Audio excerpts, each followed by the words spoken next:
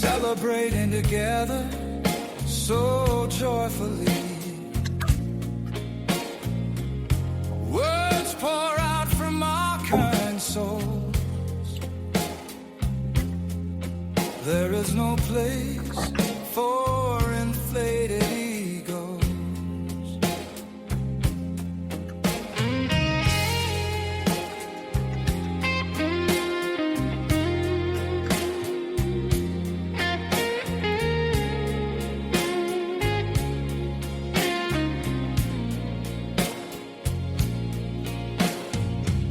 This place is home to you and me. Surroundings familiar, a community. Let's write the words from our minds. All those adventures will be sublime.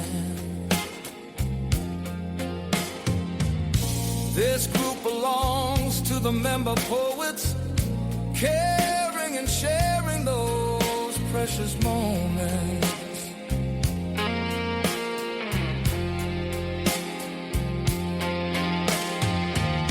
Let's laugh together, then share some tears, emotions displayed without anxiety or fear.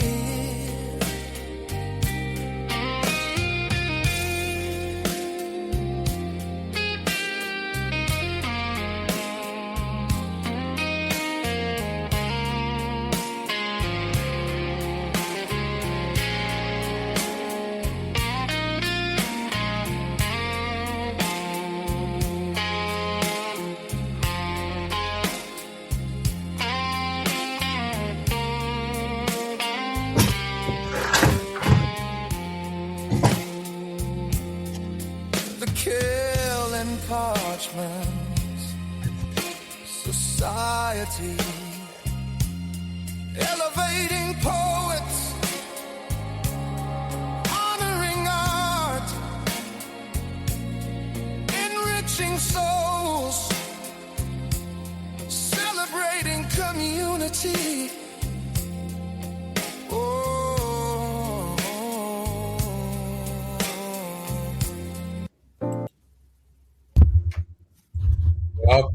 Welcome everybody. Zach, I'm hearing some feedback on my end. Am I okay? Yeah, you sound fine. Okay. Right when we connected, there was something. It's okay. It is what it is. It is what it always happened, don't it? One of my favorites. Is it anything? Is it? That's right. Sorry. Is anything going on in your neck of the woods, Zach, weather-wise, that we need to care about? I had sunshine, but it was cold today. Yeah, mostly sunshine and cold, but like not too cold, not bitter cold. Mostly in the 30s and 20s. Not too bad. Yeah, it's funny because I was out and about today. I've been actually very productive today. Which same. Yeah, I mean, I'm like, man, I can't wait till it slows down and I can start thinking about poetry and all that stuff. Yeah. We all have our lives, and I think I want to start this show with exactly that conversation, Zach, before we get on to anything else. You know as well as I do, you and I talk a whole lot, and we're poets. This is how you and I met. We're poets on All Poetry. We joined groups, got to know each other, and became friends here on All Poetry. That's right. There are times, Zach, when I'm aware that you need to step away for a bit for whatever reasons. You have a lot going on in your life at the time, like recently learning how to drive and getting your license. You did that. Those kind of things. That was a big one. Yeah. Yeah. But, everybody in this group that contributes here, all the parties are greatly appreciated. And it's so nice whenever they go, and they tend to their lives and they do whatever. And then they come back to us and we see them. We're like, oh, fantastic. It's good to have you back, because this is an open door arena where you get to come and go and there's no pressure for anything. And Zach, I think I think you and I really reassure all the folks that want to contribute, because we have some wonderful poets, and it's always good to see them when you haven't seen them. We have some young folks that are concentrating on college and things like that, some older poets and stuff like that. So it's a very eclectic group, and that is what drives our shows to be so the scope of the range, show. the range. Yes, the range, scope, all of spectrum. It's so cool to see spectrum. That's a great word for it, Zach. It's great to see those young poets that are trying to figure it out, and those old poets that already have the wisdom. So that being said, I felt like that's a good segue and transition into last month. Excuse me, is over. We're starting in March, and with that comes the announcement of our Poet of the Month for March. Our Poet of the Month for March is Dark Night of the Soul. Now, mind you, everyone, we are doing this differently now, and this is the first passing of the baton under this current system, and we really like it because this is it's non-competitive. It is just poets handing the baton from one month to the next to bring the spotlight on their contemporaries.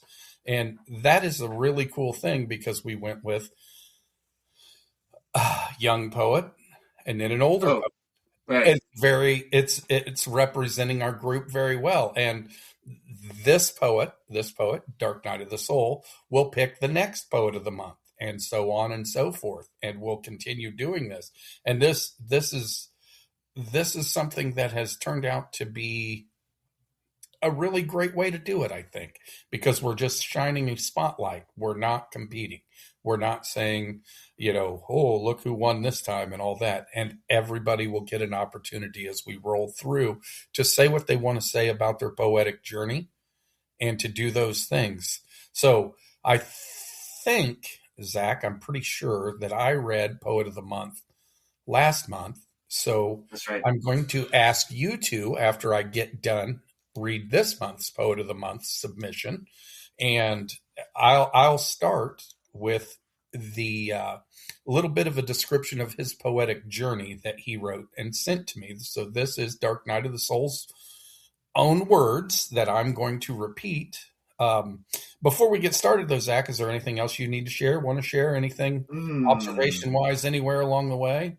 Oh, that everyone, our Parchies and otherwise listening at home could find us at the top of the topic board for the Reading List podcast episodes 15 and 16. And that's about it. Zach, I always appreciate you have that ready to come out of the holster as soon as I send it away. You sure do. It's like we know what we're doing. Somewhat. A little bit before. Right, once or twice, 14 times. Anyway, without further ado, guys, let's get started with what Dark Night of the Soul says about his poetic journey. When I first started writing, I decided that I would write poems as one would a diary, entries of my everyday. For the most part, that's still my approach. Most pieces come from a personal point of view, but with a poetic flair rather than as a journal entry. There's often an angst to my poems, but I'm so much luckier than I have any right to be, so there's a guilt to that angst. My favorite topics are relationships of all kinds, travel, poetry itself, and inspiration, both having it and losing it, and the fleeting nature of time and opportunity slipping by as I get older. I tend to have free verse or rhyme as my go-tos, but I like to experiment and try different types of poetry and different use of form. That's a very well-rounded statement. I think parts of that mirror everybody's journey, and then parts of it are unique to Dark Night of the Soul. So it's well said and well understood because it is a journey, and that's what he's talking about, his poetic journey, and that's what we're all on. We're all on it. We're all on it individually, but together. Isn't that a wonderful concept? And I like thinking about it that way because we're all going to the same place, even though the destination's different for every single one of us, and the path is too. But we're going to the same place. We're looking for the same thing. You got anything to add, Zach? Oh, that's no. I don't. Well, That just seems. I agree with that. I just agree with that in general, and that just almost seems like a universal to me. I don't know. Yeah, a great statement on the journey, isn't it? Yeah. So, if we are ready to read poetry, if you've got your poetry reading glasses on, Zach, ready to go, we'll start off. Fall off my face this time. I knocked mine off trying to half take a nap earlier when I settled down. I'm going to tell you, I've aged into naps again. You age out of them and you age back in. I really appreciate a 30-minute nap or so. Mm-hmm. Yeah, me too. Yeah. All right. So we have Dark Night of the Souls, The Tourist. I was born in Oz. I braided Dorothy's hair like a Christy doll. I ate Fluffernutter sandwiches with Captain America. I let crusts on. He liked them cut off. So we broke up, and I hung with Vinnie Barbarino and Nellie Olson instead. I was happy in Oz. Then a cyclone took me to a new world. The end of spring. I got a job, rented a place. Societal shackles on tight. Mom and Dad praised their good boy. Grown-ups taught I was only a tourist in Oz. I belonged in this flying monkeyless place, but I missed yellow brick roads and regret learning words like income tax and office. I like the view in this new Technicolor world, but I have my Samsonite packed, ready for cyclones. End poem. I love the way that is written because, Zach, I'm a hair older than you, so there's a lot of these references I remember. Do you know who Vinnie Barbarino is? No, I don't. I tripped over that one.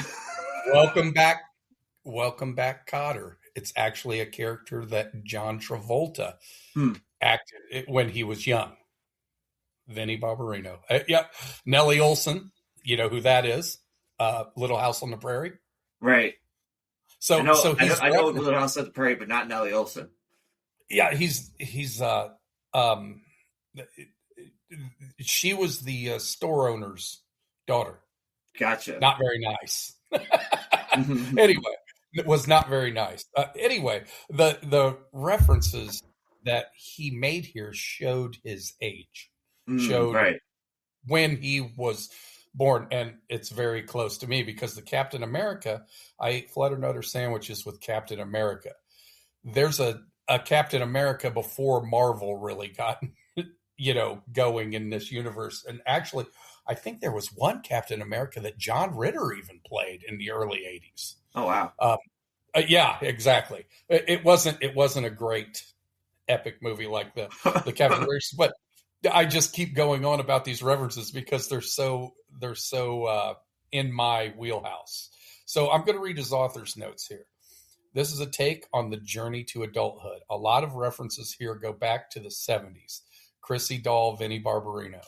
A Flutternutter sandwich is an East Coast thing where peanut butter and marshmallow, a store-bought product called fluff, were combined and a perfect kid's treat. So I knew what a Flutternutter sandwich was, but I've never had one because that's not my style. And the only reason I know is because I worked with somebody that grew up on the East Coast. So what Dark Knight said there is absolutely true. But now I digress. Let me get into what this is saying. It's pretty apparent, isn't it? You can never go back. Right. You can't. It's Oz. You can never go back. He's traded all of those things that he looks back on with great joy and nostalgia for all these things that are toil and work and all that. And sure, there's, he's not saying adulthood is horrible. He's not saying that. He's just saying, wouldn't it be nice to have that feeling of being a kid again? That blissful ignorance. And, looking forward to Saturday morning cartoons where everything is wonderful, and looking forward to going out in the yard and playing. And those are the things that were benchmarks of your day, of your time, of your season. When it snowed, and he never said anything, referenced anything about snow, but this is a perfect example. When it snowed when I was 11, I couldn't wait to get out in it. Now that I'm 52, when it snows, I think, oh man, why? It's a whole different attitude. I haven't made a snowball in so long, my arm would probably fall off if I tried to throw one. But that's what he's saying. You can't go back to your childhood again. And this is I love the references because they hit home for me. So those are my thoughts on it. Well done, and you did a great job reading it.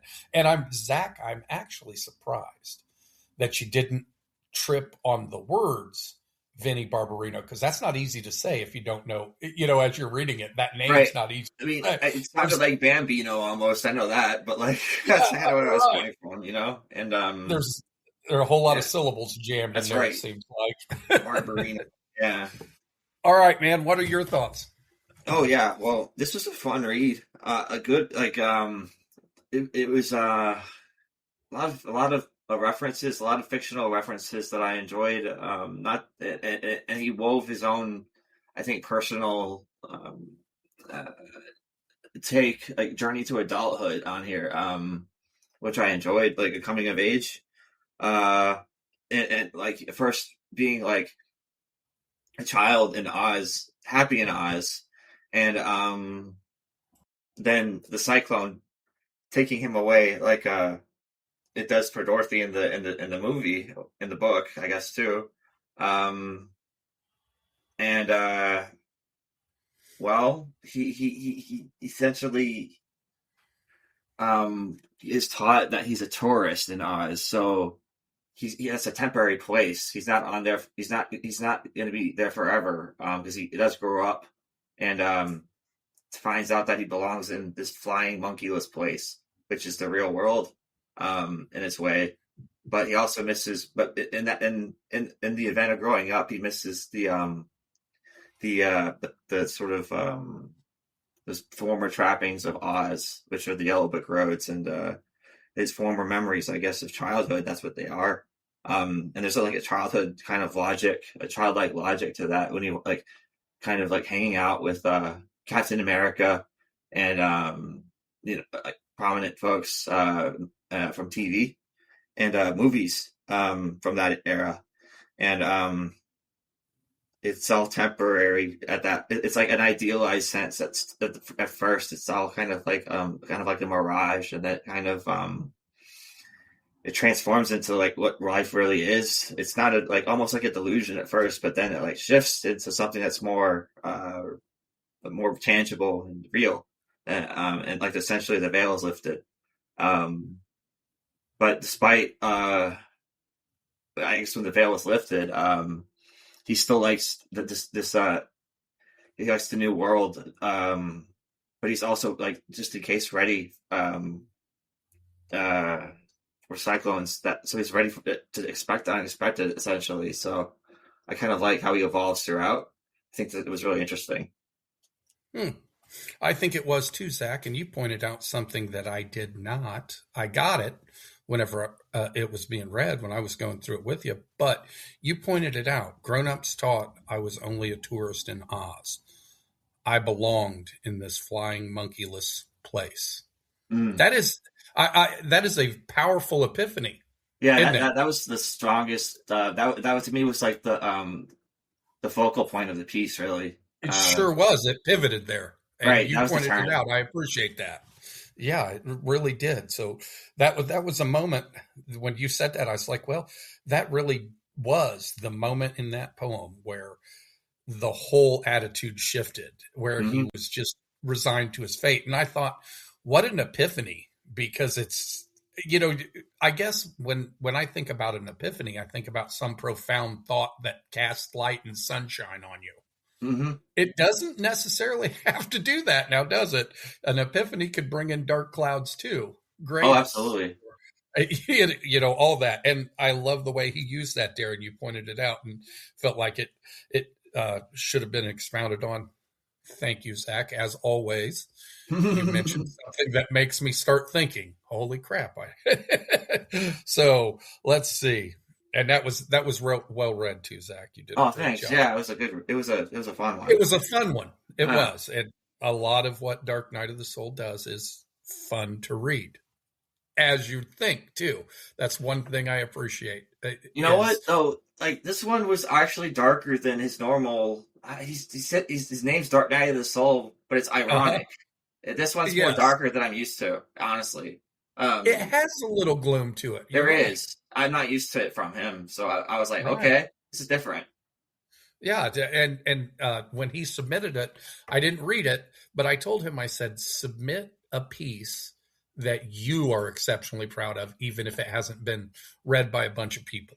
So that's what he did. So he must really like that one, as did we, huh, Zach? Right.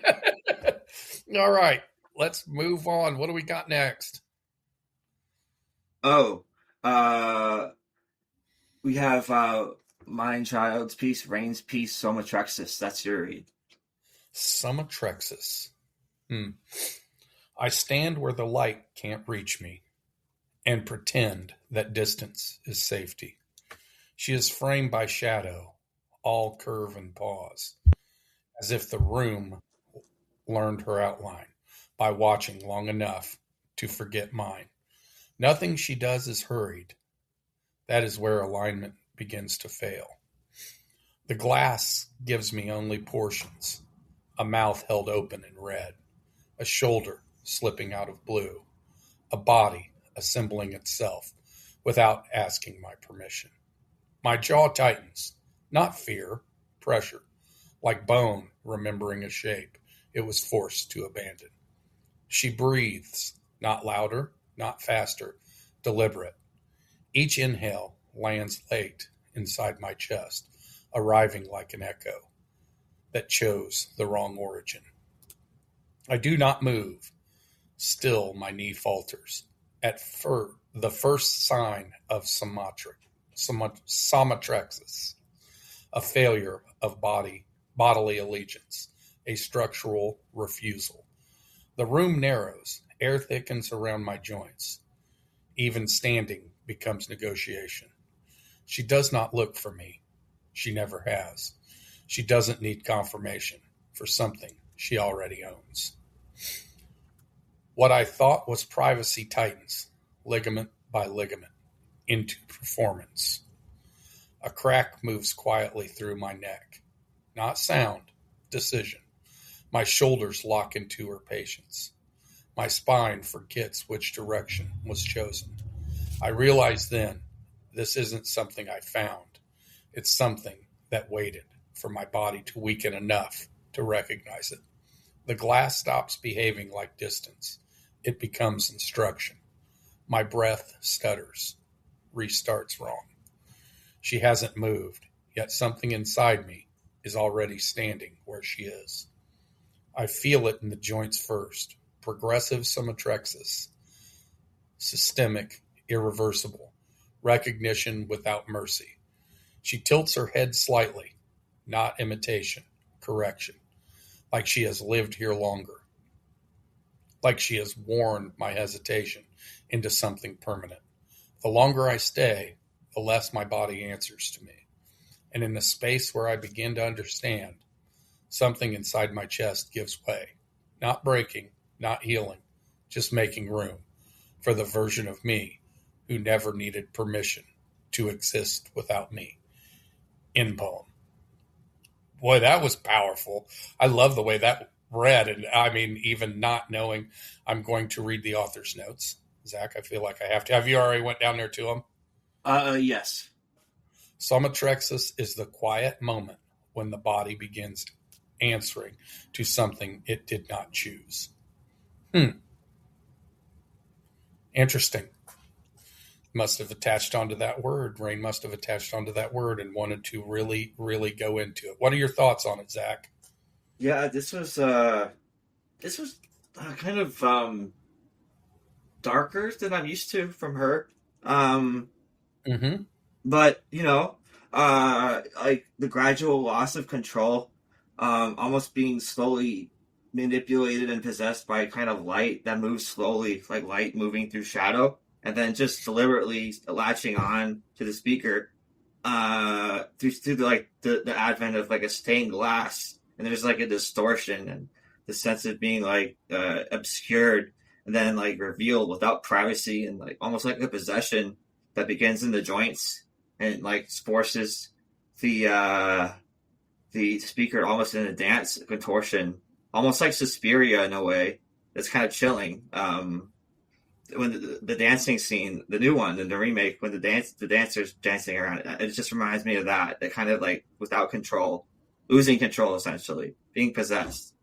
It's very similar, eerie, and like just being to the point where that new self is just that possession just becomes like a new self in a way, and it just eventually that's all it like it is really. The old self is replaced, it seems, in a way, by the end, for the version of me who never needed permission to exist without me. So that was just kind of horrifying in a way, that gradual loss of control, and by the end of it, just a complete loss of facilities, like for faculty, like anything really.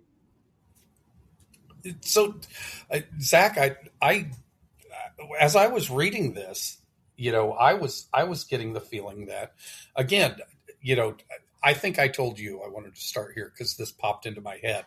I told you just last week, I feel like I'm in the mood for darkness. It's been light and fluffy for a while. Yeah. And I'm not the only one, apparently. I'm not the only one. So, they've answered the bell there. For sure. This piece is, to me, is like, I had like a vision of a butterfly coming out of the cocoon, and it never referenced anything like that. But usually that is a positive rebirth. That isn't really what I felt out of this. This was more of just like a moment when there was like an exhale, like, okay, things are happening, and it's almost natural that Somatrexis, the definition, which I appreciate because I didn't know it. Somatrexis is a word. The definition of it, as she shared with us, is it's like breathing. It's an automatic response your body has to something that you may not even be aware or you've been ignoring for some time, is what I thought. So that's where I kind of got the rebirth kind of thing, but not like a positive rebirth, like a butterfly or a phoenix, those old cliche stereotypes. It's not like that. It's more like the rebirth itself was recognizing that the body has taken over. There's this response is a natural response, whatever it is, to a sadness or depression or self-defense, any of it, that because obviously your body functions without your conscience guiding every move. So, you think about that. That's why when people go get surgeries on their back or they go get something like that, they don't realize how much they use those back muscles. They don't in everything they do, because you don't have to think about it. You stand up, you don't fall down. Well, your back muscles are keeping you balanced the whole time. Everything changes. You're doing that in the background. Yeah. And that's what's happening. That's what I get out of this, is that, the body just works on it by itself. It's like, well, it's time. And then eventually the mind catches up. That's where I get the sense of rebirth a little bit on this, is because she's saying her mind's catching up with what her body's already taken care of. I think is kind of how I felt it went all the way down. But this poem, I did want to comment on the form of this poem and the length of this poem. I think this poem was not hurried and it was not slowed. It was the right length for what she was trying to say here. And it read very well with the alternating. You look, there's not two stanzas that are alike in this piece. They're not. No, it's definitely free verse.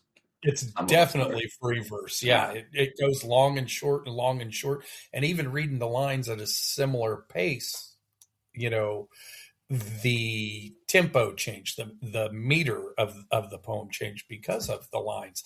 And it felt like it shouldn't have been soothing, I don't think, but it was to me as I was reading it. I was like, well, this reads really nice, but it's not really nice. It's more of a darker piece than a light piece. So very much enjoyed it.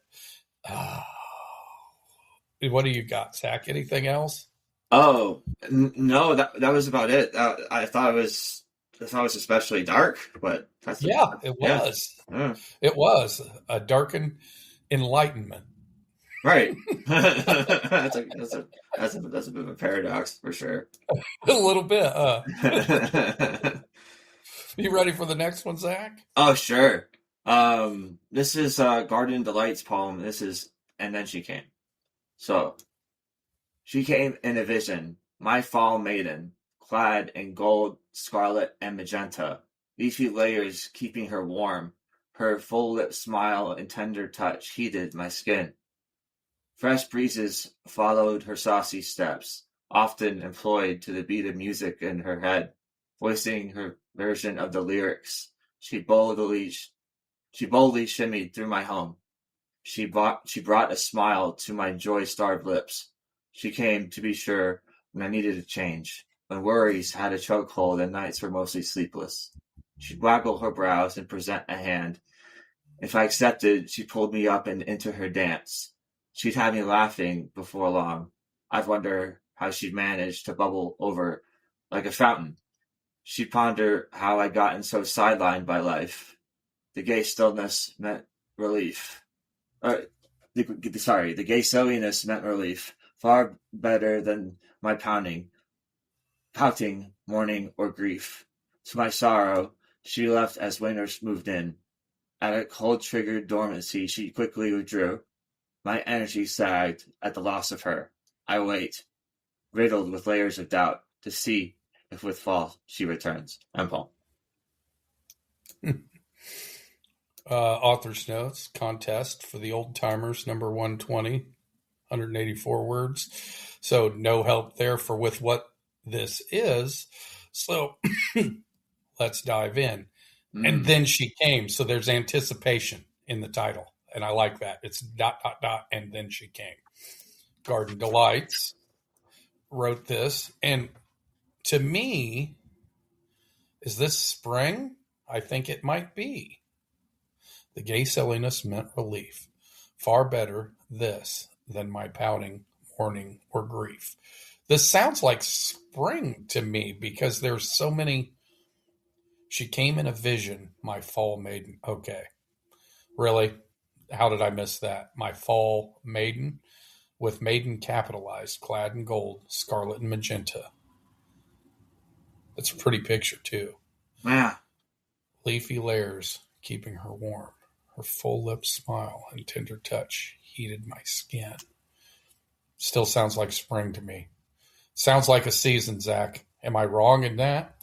I mean, the spring, fall does have warm days. That's true. But there's the anticipation, I think, is, and there's some anticipation in fall too.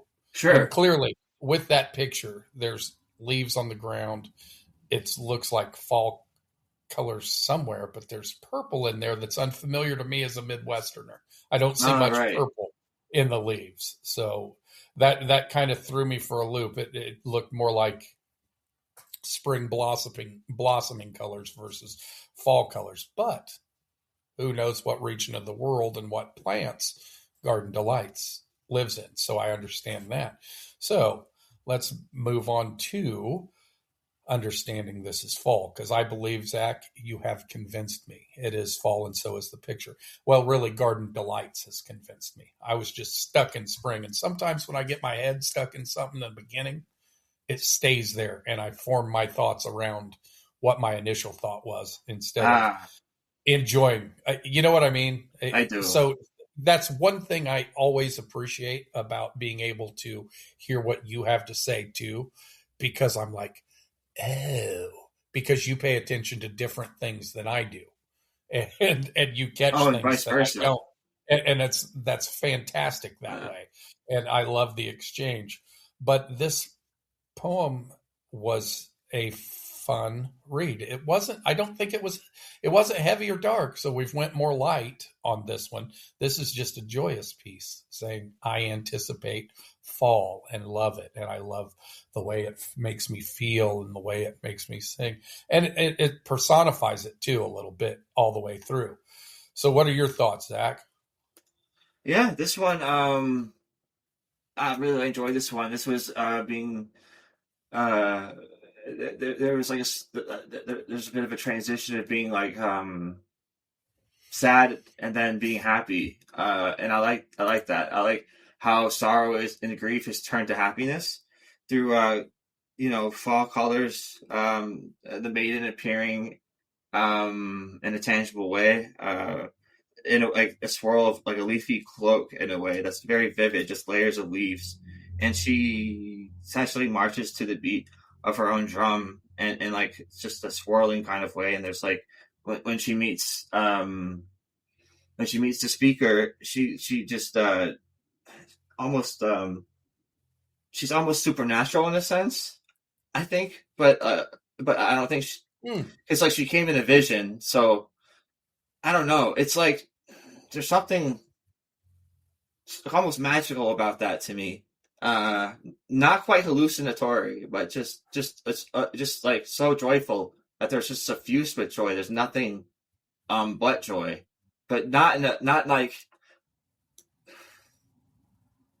a detrimental way. It's just a joy. Like that's how it is, and that means relief to kind of be a substitute and a balm for that the pain, because winter moves in eventually, and well, I guess it's kind of left uncertain in the end because she does withdraw, and and he's left uncertain if she will return. So it could be fleeting, but it couldn't be. It's just kind of like how the seasons are, just kind of fleeting in a way, like just like this kind of romance may or may not be. Yeah, I know exactly what you're saying. You're pointing out the feelings of the piece, Zach. Well said, because that's exactly what it is. It's the feelings. In all honesty, the actual season that's being described doesn't matter. It's the anticipation of that season. Some people, for some unknown reason, are winter people. I have no idea why. Some people are fall, some people are spring, and some people are summer. I am a spring person. Clearly spring. So that's where I go. I go to spring, not fall, for that hopeful thing. And you, Zach, what would you qualify yourself as seasonal? Spring, definitely winter. Summer, winter? Winter, absolutely. And yet we get along so well. I don't understand. I just want your season to get over so my season can start. I just like my season immensely. I just want it to stay as long as it takes. Yeah. Now, there could be an argument made for fresh powder on the ground. That's right. Until it gets all half melty and yuck. Oh yeah, and all gray and brown. No one wants that. Yeah. All right, we're ready to move on. What do we got next, Zach? Oh, that's you, man. Fantastic. All right, this is... I'll leave the stage to you, my friend. Thank you, sir. This is Fear Itself by Unexpected Bill. It was written for a contest that one of our Parchies, Yumpy, ran some time ago. And I'm going to read the prompt, okay? There's 2 prompts. The phobia prompt 03, thanatophobia is an intense fear of death or the dying process. And my author's notes are, I chose a concept that is a bit different with this piece. I went with fear as a being, not as a feeling. Fear grows in us all as we age. We are not really born with it as much as we learn it. The idea is that fear is awaiting a baby to learn of him through life as the baby ages. Phobia prompt 03, thanatophobia is an intense fear of death or the dying process. Quote prompt 5, the only thing we have to fear is fear itself. Franklin D. Roosevelt. All right, without further ado, Fear Itself by Unexpected Bill. I am fear, bore by man, hidden lies manifested, guilt of unyielding wrongs, the giver of pain, killer of love. There is relentless truth to me. I pursue with dogged determination. My truth stalks each in a unique way, a ghost, a monster, a bump in the night. I am fear and can't be conquered. Mortal man lacks the mental fortitude. You will tire as I creep among the shadows, just to haunt you from all the dark recesses. Your insecurities fuel my power. I am to you everything. Your life, your death, your servant, your master. Yet you do not fear me. You do not comprehend fear. Your innocence shelters you softly. A blanket swaddled infant sleeps. I am fear. Feel me. I am fear. Embrace me. Ah, babe, sleep as the night comes. Dream of days in the presence of love. Cry, for that love will end with a final breath. Eventually, I'll be the only thing you have left. End poem. What do you think of that, Zach? Wow, this was a contrast to your death poem in a sense that death was more gentle and personified as a person. But like this is fear, and this is different. Fear is more still personified as a person, but man-made in a sense, and not gentle, of course, just like man itself, just a giver of pain. Like a tangible being right here and now, like a supernatural entity, omnipresent. As long as man stands, fear's always going to be there, and just always going to feed off of that sort of negativity. And honestly, the president's just reminds me of Hellraiser in a way, kind of like the Cenobites are like masters of these mortals and their suffering, and it's hellish that way to me. That's what I was shooting for, Zach. I was shooting for.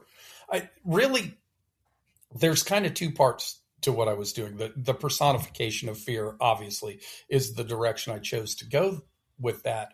But this is fear looking over through a crib at a baby sleeping and knowing that baby's too young to really understand or fear anything, because that baby is swaddled and comforted by mother or father and all of that. And I did miss the baby a little bit. I got lost in the darkness. I missed the baby. Combining the darkness with thinking of a baby, and this is my thought of a baby in a crib and fear looking out, and waiting for that baby to age enough to be afraid. That's kind of sinister. That's doing. Wow. Okay. It's more sinister. It really is. Fear's like clasping his hands and rubbing them together. I can't wait till this baby gets old enough to know who the heck I am. Because I'm going to be with it for the rest of its life. And it's funny because that moment, they say the loss of innocence of growing up. And it's funny because Dark Night of the Soul wrote about that in the opening. That's what he's talking about, aging and growing up. And this is a different perspective on the same thing, because it's so innocent and ignorant when you are a child of those things you fear. I mean, you don't know that crossing the road's dangerous. When you're in a crib, you don't even know the road exists. So how can you be ignorance is afraid of bliss it? for this, man. Absolutely. And that's kind of what I was doing here. And I'm glad you felt that there's terror to it. Really. There is, because of the anticipation, and you can't avoid it. Eventually you're going to be afraid of things. Like, we all have our things, I used to believe that there was something in the darkness in my room, in the corner of my room, but it's only when the light was a certain way. And I believed it. Because it was fear peeking over the crib saying, "Hey, I got you." That's exactly what that piece was, Zach. And you felt it. I appreciate that. Anything else you want to say? Oh, no, I guess I did feel the fear, because I just got it was kind of oppressive in a way. I did like, in a sense, like I said, lost the detail of the baby, but when you mentioned it, I understood. It's just that I was just like, wow, I don't know. Kind of cool. I kind of like blew my that, head Zach. open for a little bit, and I couldn't recover in a sense. So I had to like think it a little bit and process it. But I missed that detail at the end. So thanks for telling me. Boy, I'm familiar with that. All right, man. You ready to move on? Yeah. Next we have Charles Gradante's piece, and that's entitled "Diagnosis." Okay. A single word drops you into a dark seed, splitting the soil of your ordinary day. The world tilts, light goes thin, and every window a future flickers, bodies pared to bone, hairless as winter branches, faces as pale as moons that forgot how to rise. You walk home carrying something you cannot name without breaking. Your thoughts keep moving long after you stop. End poem. The first. And I should probably read the author's note, right? If you want, Zach, please do. Sure. This is the first part of a triptych: diagnosis, treatment, and recovery contest, right? Inspired by Torncase. And the story goes: exploring emotional and mental torment with imagery that is restrained but heavy. The moments before comprehension of diagnosis, something has arrived. Painting by author circa 1991. So I was looking at the painting, and I kind of get that out of that painting. Did you look at the image much, Zach? No, I did not, honestly. I'm looking at it now. I was going to ask you, if you could, do you see, like, in the center of that triangular piece, geometric piece there, it looks like a window, doesn't it? Window, right. A window from one side to the other. So I get what this piece is saying about that piece, diagnosis. There's that window there, and when it gets diagnosed, you go through that window to the other side, because now you know what the problem is, and you can start dealing back from that. Right. Yeah. Before, it's just a problem, and you're like, man, this is horrible. This sucks. I don't know what to do, and all of that. But then at the diagnosis, at that point, that is a pivot to treatment and recovery. And that's what this says. So diagnosis, treatment, and recovery. So this is phase one. Phase one is diagnosis. And that's what Charles Gradante is seen in this picture. And I get that by the way he wrote it, and then looking at the picture, because of that window in the center. It all hinges on that window in the center, because you pass through it to the other side and start getting treatment post-diagnosis. So I really like this. I like, this is, I don't, it steps towards the lighter side, because it seems positive to me more than negative. There may be like hints of frustration in the pre-diagnosis part of it, but it goes towards that relief of being diagnosed. I mean, we've all had viruses and stuff like that. It maybe required some treatment of one sort or another, or something like that we go to, and we finally get a word for it, like, oh, this is what's wrong with you. The blood tests come back. We're going to put you on these antibiotics. You'll be good to go in 3 to 5 days. And then there's a relief right then, because you know what it is. You're still suffering. The symptoms aren't any better in that moment, but you've been diagnosed. So treatment's next. And now you know you're going to get better. So I like that for that. And I can't wait. Hopefully he does this 3-parter to where, he moves on. And this is not a challenge, Charles. I was just thinking out loud. Hopefully you do the next part of it and it turns out wonderful in all 3 parts, just like this, because this is a very thoughtful, heady poem that I liked. Your thoughts, Zach? Ooh, this piece. I thought this piece really got to the true feeling of what a diagnosis could be or is. The true I feel like or diagnonsense in a way. I don't know. I feel like it can be nonsense in a sense that it could be a label, and a dark seed, splitting the soil of your ordinary day. There's like a before and after there, and these words, like the world tilts like goes thin. In every window, a future flickers, bodies paired to bone. That's like just reminds me that's what the word does. Just laceration. Just like hairless as winter branches, just stripped of skin, like not skin, hair, faces pale as moons, and they're just depressed because they're getting how to rise, and they don't know what they're going through because it's in someone else's hands. I think maybe because they can't name it, and despite it's like a new thing that really never goes away because your thoughts keep moving regardless. Long after you stop, so it's like your momentum carries you forward even when you don't want it to. It keeps going, your thoughts about it. And it's kind of eerie.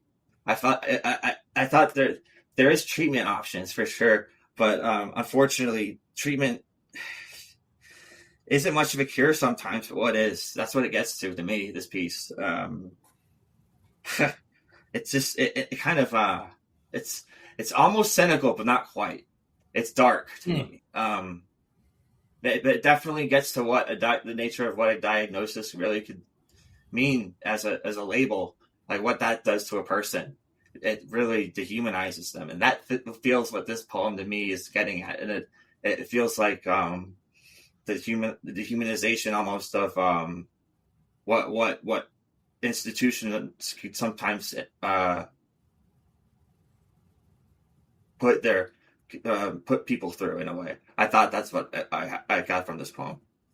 Well, I'm going to tell you, Zach, I was focused on what happens moving past diagnosis. And I started thinking about it in less serious terms. I couldn't help but the seriousness of anything. And it is funny because honestly, I mean, I have not had a whole bunch of medical issues in my life. I've never broken a bone. I was sick when I was a kid, but I don't remember that, so it don't count. But more than anything, most of what I've dealt with my entire life that I can remember as far as medical stuff has been colds or flus and stuff like that. Not anything, real serious. I've cut myself. I'm more of a bleeder than a breaker, honestly. When I have an accident, I bleed. I don't break things. I've knocked my teeth out. I've done those things. But as far as like a serious, heavy diagnosis, and I'm going to be honest with you, you swayed me. Because I looked at the lighter side of this post-diagnosis treatment, how that happens, regardless of the diagnosis. And after you started talking about what you thought on this piece, and this is a very heavy piece. Yeah, it really is. When I started looking at it by the way you were talking about it and things like that, I started thinking, is he specifically talking about a diagnosis for, say, cancer?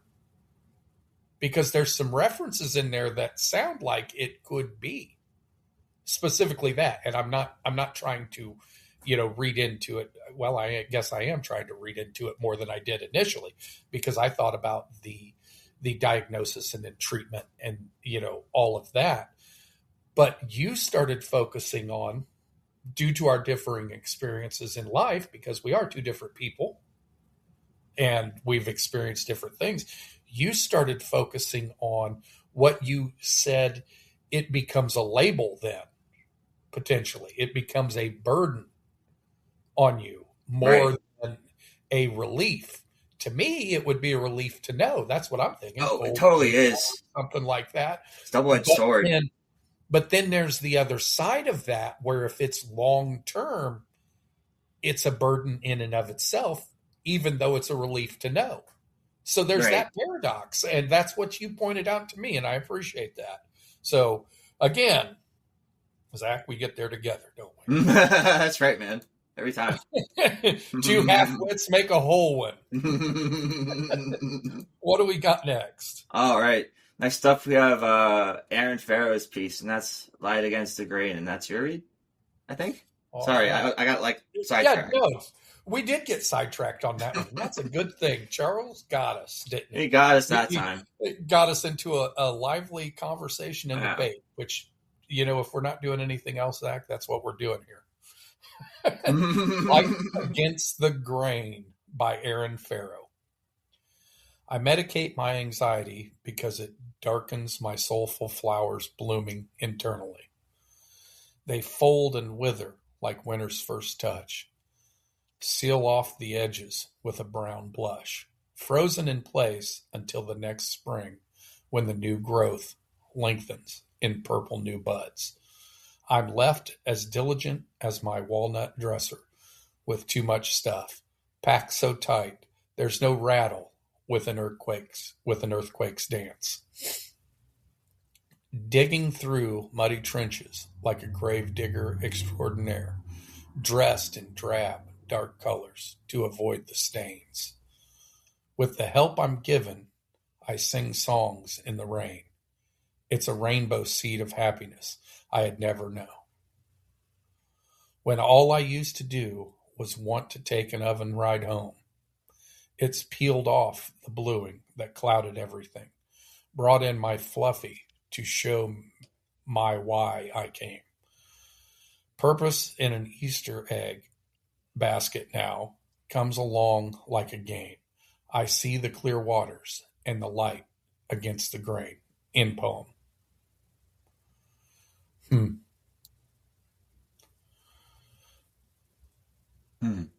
What'd you think of that one, Zach? This was, you got thoughts or want me to go first? Can you go first, please?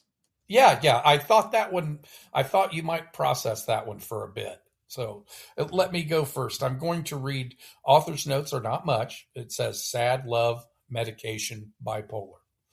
So with those, I got that feeling from this piece, honestly. I did. That specific feeling. There is a melancholy, a sadness, and a befuddlement in the beginning of this, where she's talking about my anxiety because it darkens my soulful flowers blooming internally, meaning she can't get out of her own way for whatever reason with this sadness and melancholy and darkness. That is, bipolar it's a terrible thing, unmedicated, because there's fluctuations, there's swings from the bottom where you don't want to get out of bed, you don't want to take a shower, you don't want to move, you don't want to do this, you don't want to do that, which is the downside, the depression side. And then you swing to the manic side, which is, you know what, I can do anything. I can take over the world. And that is very destructive, because then, things happen in those two states that are not the normal things you would choose to do if you were medicated properly and all that. And that being said, the medication is a taboo as well, because let's just put it out there, Zach.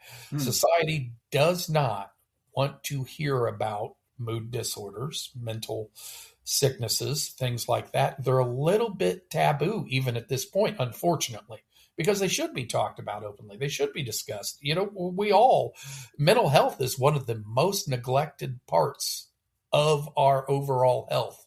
that we do. We, as a society, probably as a world, as a race of people.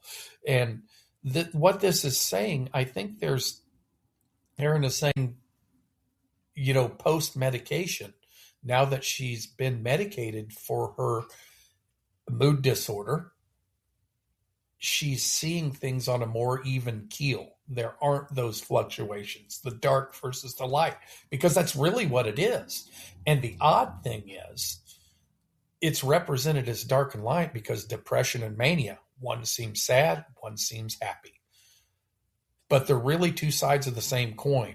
And it's the coin that is just a little bit different in this case and can be leveled out with medication and evened out with medication. So I see this as a victory statement, or at least a statement of an improvement in her overall being.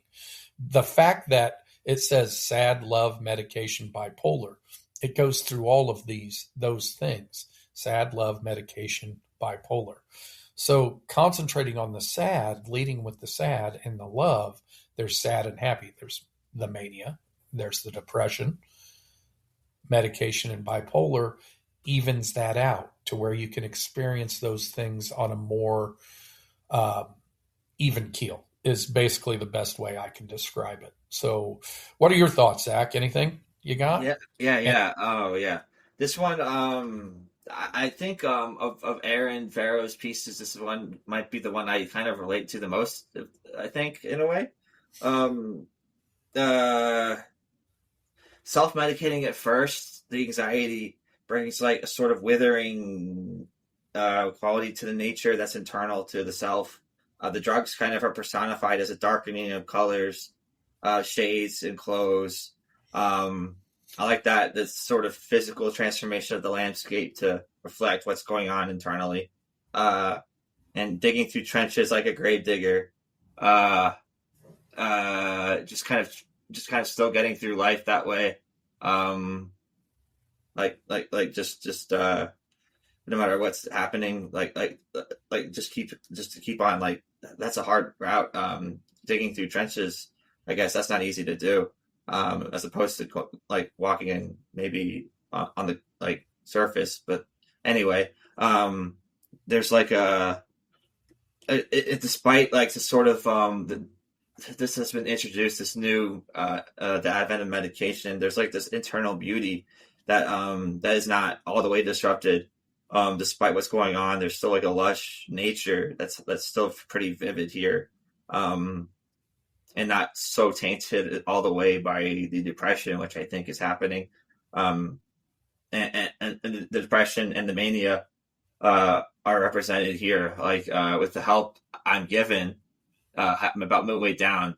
With the help I'm given, suddenly the speaker is singing songs in the rain, and it's like a rainbow of happiness that they'd never known.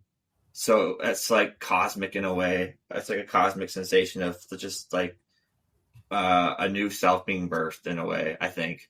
And I think the best line for me was, "It's peeled off the bluing that clouded everything." Because like that's like a color change, a very vivid color change that's like internal. Peeled, like essentially becoming peeling off the bluing, and becoming rainbow, like exploding of color, like becoming blue. You know, that saying, like how people are blue. I think there's that color shift of blue to rainbow. That shift, that shift represents, depression and mania pretty well, in a literal sense, in a very tangible way.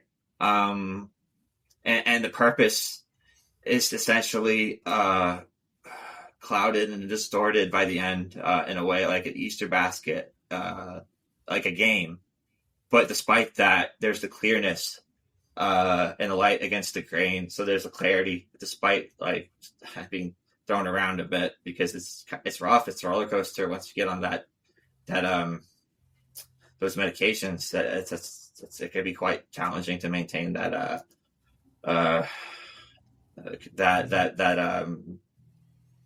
sort of thing consistently. But it's doable, and yeah. if that's really what's going on with this with the speaker and or poet, my heart goes out to them for sure. That's a hard one. Oh, it does sound like Zach, and your empathy in that piece is noted, because I understand, you know, I understand things the way I understand them. You understand things the way you understand them based on our history and our past. And, all right, you have like you said, this piece is a very good representation of what is going on when the medication first starts. And before, like you pointed out, I medicate my anxiety because and it's funny because I was rereading the bottom of this poem. I just had started reading It's Peeled Off the Bluing That Clouded Everything. That part was just, and right as you mentioned, that was your favorite line in the piece, because it's a turning point. Yeah, it is. The medication's working. It may not be perfect yet, but it's working.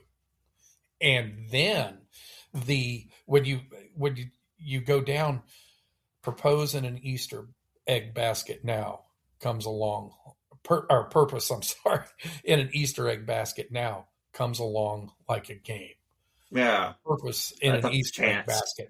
If you think about that, an Easter egg basket, when it's full of Easter eggs, it's chaos of color. It is. It's all sorts of chaos of color. Now there's purpose in the Easter egg basket. So she's getting a clarity and a focus that she didn't have before, and she's learning to appreciate that. And that's a wonderful thing. So I appreciate the growth in what this poem says. And, I feel like it does very well at that. Oh, that was... The Parchies are killing it again, aren't they, Zach? Oh, you got the range. We say it every week, don't we? You ready to move on to the next one and see what we got? Oh, sure. All right. Next up, we have Noelle Nightshade's piece, and this one's entitled The Future Past, and I'm going to give that a read. The woods called her name, milliseconds past midnight, venturing out into the echoes of bird calls and susurration of leaves. Deer dashed across the mountain highway. She watched them escape into the foggy void. Her body jolts violently sideways. A sudden air pressure grasps her by the waist, lifting her above the clouds. She grips on top of the prickly pine, her palms bleeding, splintered. Mountain lions growl in the distance, famished. She hears the steady and low chanting of women encircled below, hands held, dancing around the base of the tree, roots flaring underground where an enormous, unearthly fire crackles, reaching for her, slipping 10 stories down the long shaft of the tree trunk, hearing a crescendo murmur, "Fire, walk with me. Fire, walk with me in the darkness of future past," falling into the flames, shaken, charred face but unscathed, walking past the devil's maidens, their work completed in unison, delight in their eyes, terror on hers, running past the lodge in the woods to a home hours away, red embers still glowing in her eyes. She rushes past the iron gates, creaking the door open. He's stunned by her smoky-eyed demeanor, firewood scent, holding her tightly in his arms, a solace found in the darkness, lighter than in the clouds.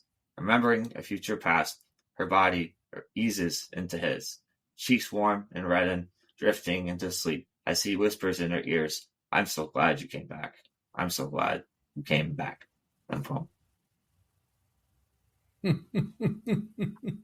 That has it's a interesting kind of sweetness to this. I didn't expect it to close the way it did.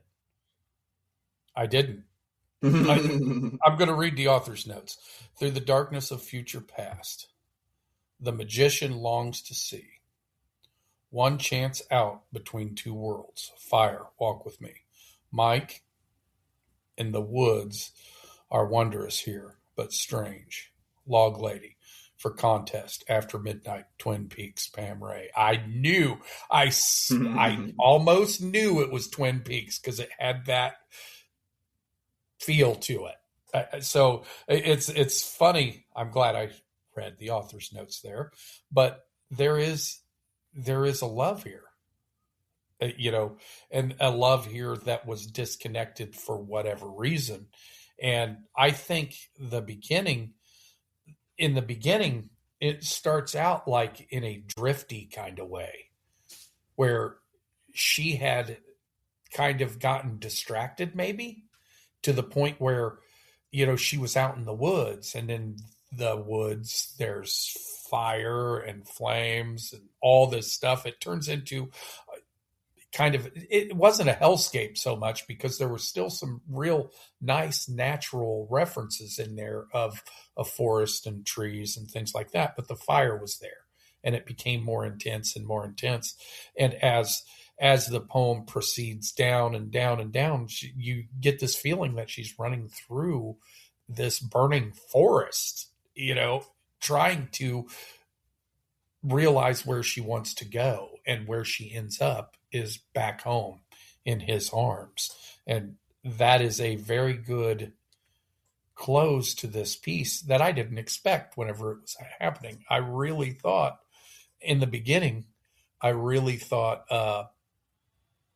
that this piece was going to be a bad ending, not a great ending, but at least there's a reuniting, and there's a happiness in the end that I really enjoyed. So what are your thoughts on it, Zach? First of all, it read very well too. It did. Oh, yeah. I really enjoyed this one. I really like Noelle's narratives, and this one's no exception. There's a darkness and a sweetness to this. A cosmic sense of being lost in the woods at first. There's like a sense of almost amnesia, not knowing, like a disorientation maybe, and like all this nature is around her that's unfamiliar, like that. And it's like slowly but surely the landscape and atmosphere, like Lynchian, very Lynchian, becomes distorted and through fire and smoke, and slowly but surely she's running through the fire. As the forest is enveloped by flames, and she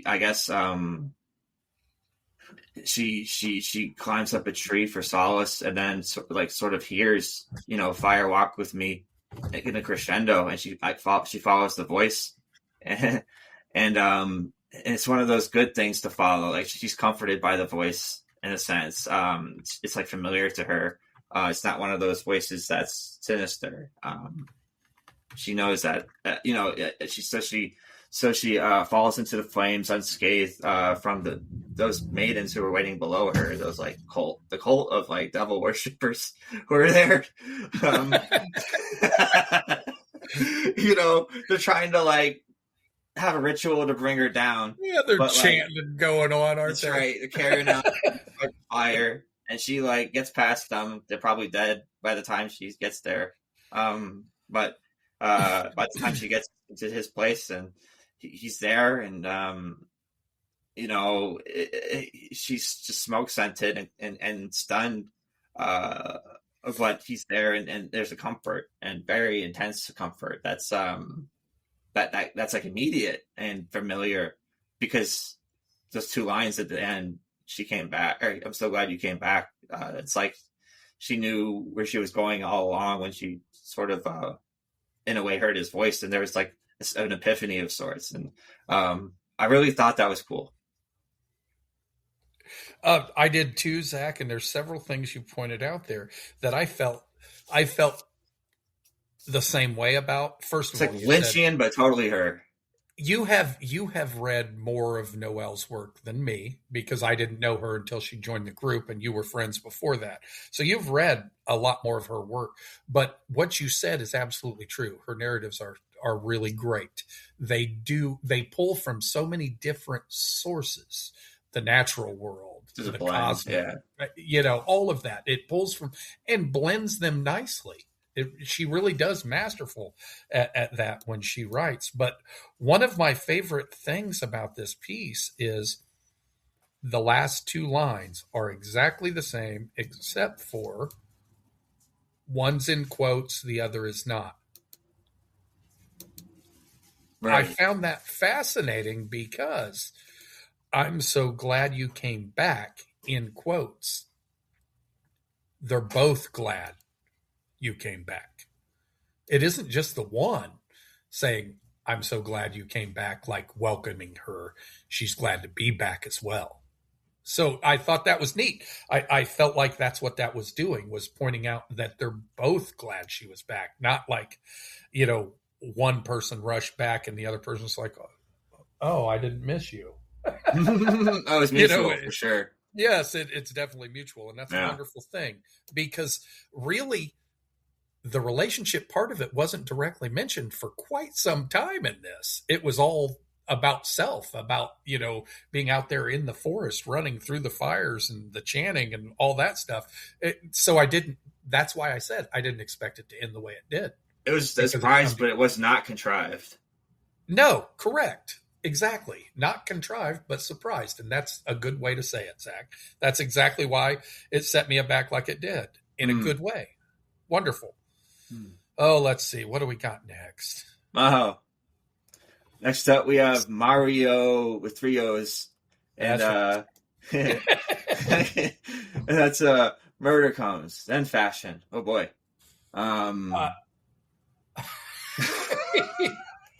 So, when I read the title, my first thought was all the feathers that they used to put in hats in the 1910s, 1930s, that came from birds mostly being slaughtered in Florida Everglades. Oh, it was a big industry. Gators. I was thinking about gators doing similar things. Yeah. So this has through the title, it's directed us into a similar place. You ready to see what happens when we read it? Oh, sure. All right. That's you. Sorry. I was about to read it. Darn it. That's okay. At least we're both excited about it and want to read it. Yeah. That's what that shows. Silent, slithery snakes to grazing yaks. Slow like donkeys. Fast like horses.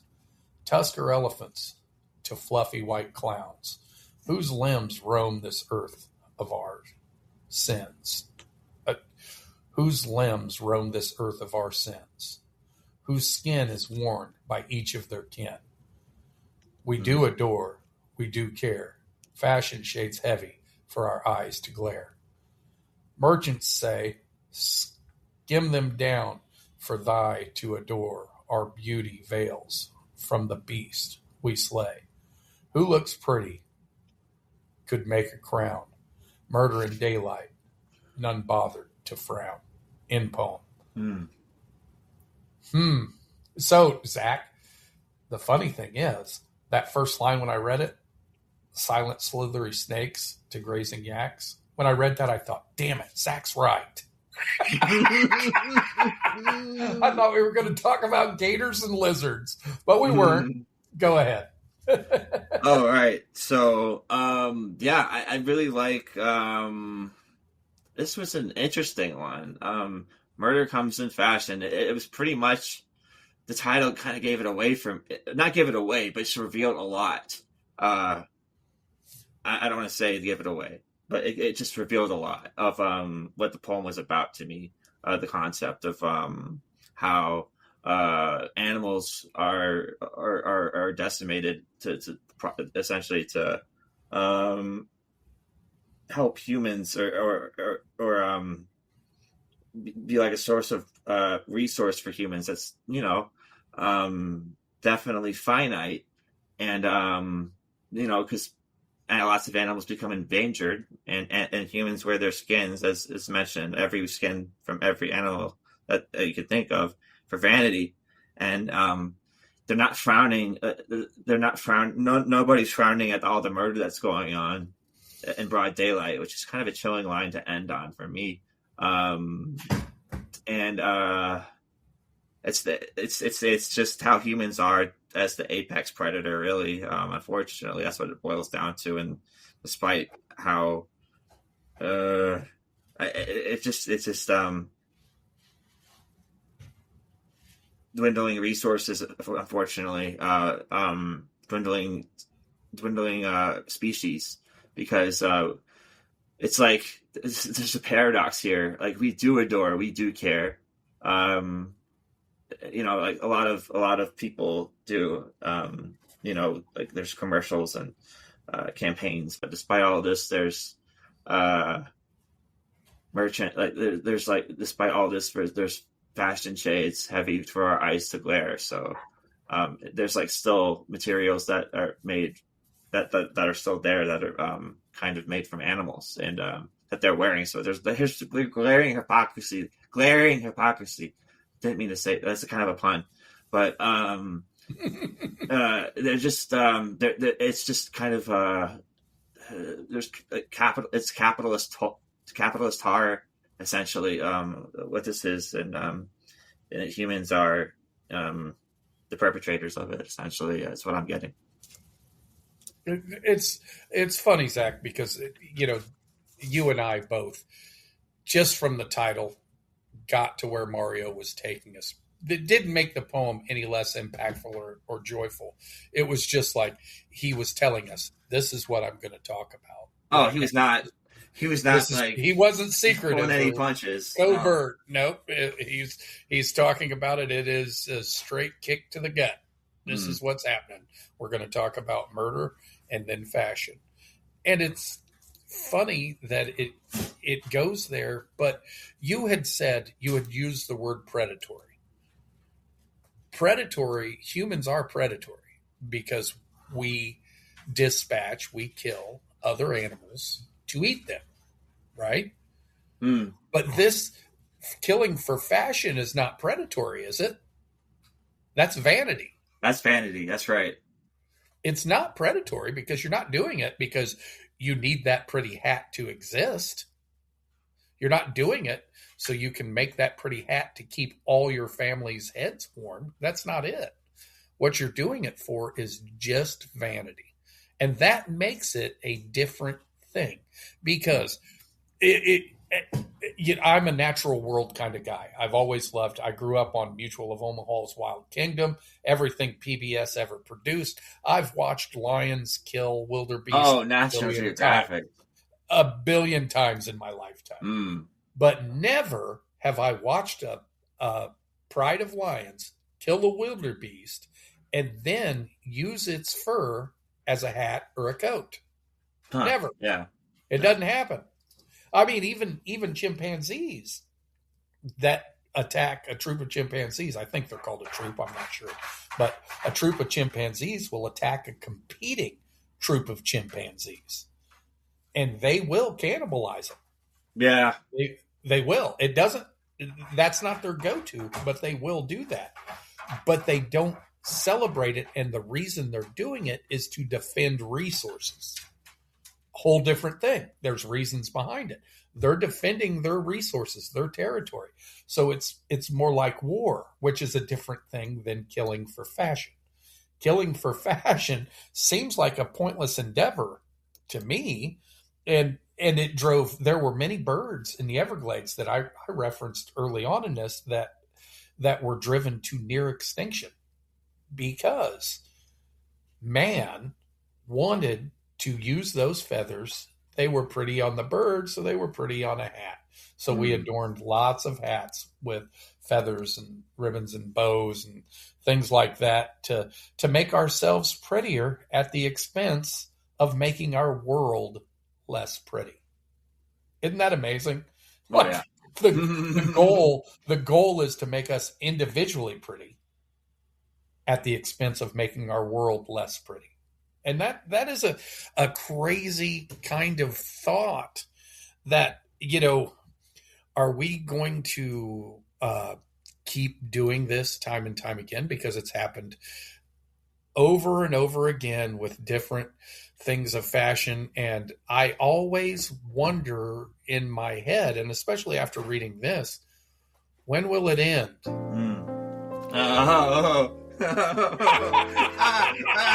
I was expecting more, but holy moly. That's right writing stuff down and everything. And there we go. There we go, Zach. Do you have anything else you want to add to that? That was a great piece to close on, I thought. I was going to say that was like short-term gain for long-term pain, but that's not painful anymore. It's not painful anymore because it's the song. It's just really so jazz, so I can't feel bad about that anymore. Great job on this show, Zach. As always. You too, man. Yeah, I appreciate it every time we do it. We sure do have fun if we don't have anything else. Yeah, that was fun. That was genuine fun, man. Just want to shout out again, congratulations to Dark Night of the Soul. Oh, sure. And guys, you can catch us. We are a group on all tree. We are Quill and Parchment Society, about 60 members strong right now. Oh, yes. And we get to do this every week, most generally. So come join us. I'm going to say hi to Laura Priest out there. Shout out to you. Thanks for joining us live here. Thanks so much. Hope you enjoyed what you heard. Zach, as always, thank you very much, man. Really enjoyed it. All right, man. We'll see you guys next week.